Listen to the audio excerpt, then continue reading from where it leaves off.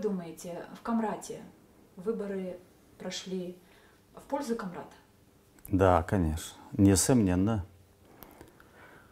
Все-таки, какой бы ни был золотой Николай Харлампиевич, но он успел своим поведением, когда перемещался из одной партии в другую партию, он успел надоесть народу. Народ не такой глупый, как иногда политикам кажется.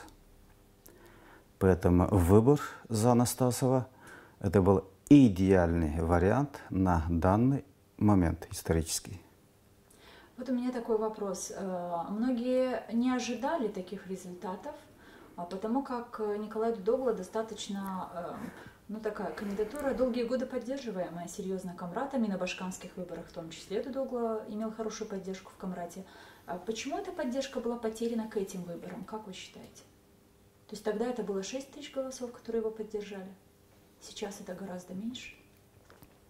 Все намного проще. Если бы Николай Харлампиевич по образу, подобию некоторых мэров, например, мэр Москвы был бывший, если вы помните,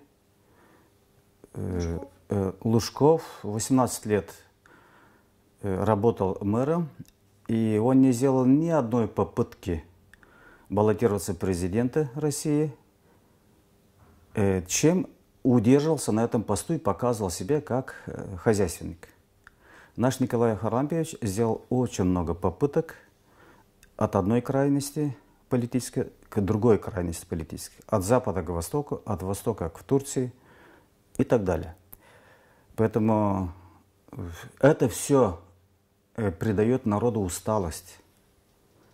Народ хочет иметь все-таки градоначальника, хозяйственника, и чтобы он в перспективе не метил себя в президент или в башкана, или какие-нибудь другие великие высоты политические.